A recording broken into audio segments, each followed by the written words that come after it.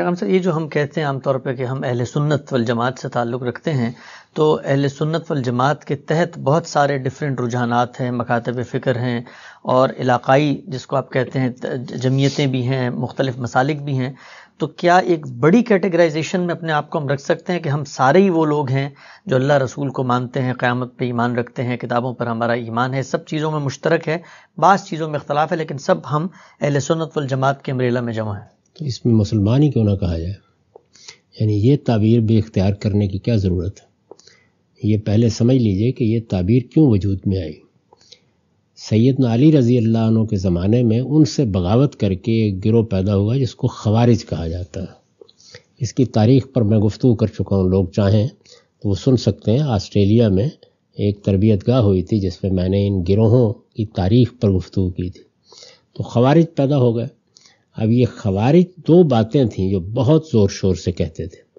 ایک یہ کہ بہت سے معاملات میں قرآن ہمارے لیے کافی ہے، چنانچہ اصرار کرتے تھے اس بات کے اوپر، اور بعض چیزیں جو سنت ہی سے معلوم ہوئی ہیں ان کو رد کر دیتے تھے.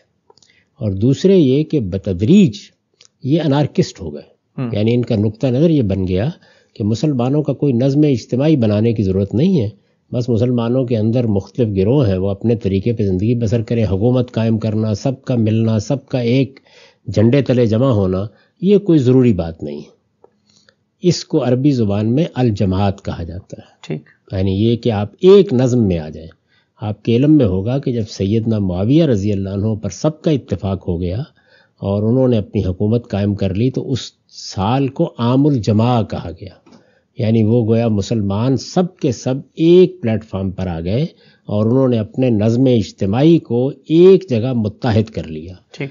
رسالت مآب صلی اللہ علیہ وسلم کی بعض احادیث میں بھی اس بات کی تلقین کی گئی ہے کہ علیکم بالجماع، تمہیں چاہیے کہ مسلمانوں کا جو اجتماعی نظم پیدا ہو جائے، سیاسی نظم بن جائے، اس کے ساتھ وابستہ رہو. اور اسی چیز کو بعض جگہوں کے اوپر سلطان سے تعبیر کیا گیا کہ مسلمانوں کا جو بھی حکمران ہوگا یا جو اجتماعی نظم بن جائے گا اس میں افتراق یا انتشار نہیں پیدا کرنا چاہیے. تو یہ چیز جو ہے اس کو الجماع کے لفظ سے عربی زبان میں، یہ الجماع اردو والی جماعت نہیں ہے، یہ عربی زبان کا الجماع ہے.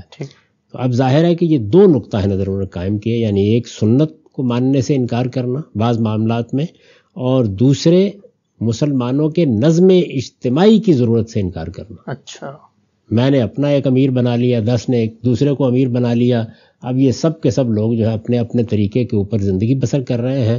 کوئی باقاعدہ سیاسی حکومت قائم کی جائے، انہوں نے کہا کہ اس کی ضرورت نہیں ہے، یہ بہت تجربہ کر کے دیکھ لیا ہے، اس کے نتیجے میں انسان حکومت کرتا ہے، خدا کی حکومت ختم ہو جاتی ہے. اور اس کے لیے دلیل بھی یہ پیش کی کہ ان الحکم للہ، اللہ ہی کے لیے حکم ہوتا ہے، ان الحکم الا للہ.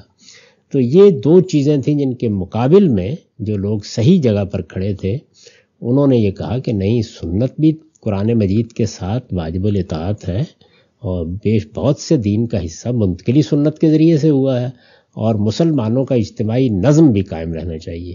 تو پہلی چیز کو السنہ، دوسری کو الجماع. یہ لوگ تھے کہ جو اہل السنت والجماع کہلائے. تو یہ خوارج کے مقابلے میں ایک اصطلاح یا تعبیر وجود میں آئی تھی. اس وقت شاید اس کی کوئی ضرورت ہوگی، لیکن میرے نزدیک اس کی کوئی ضرورت نہیں ہے. بس صحیح بات واضح کرنی چاہیے. خوارج کی بات غلط تھی، ان کے دونوں مقدمات غلط تھے. علمی طریقے سے اس کی آپ نفی کر دیں، خود بخود لوگوں پر واضح ہو جائے گا. اپنا تعارف مسلمان ہی کی حیثیت سے کرانا چاہیے.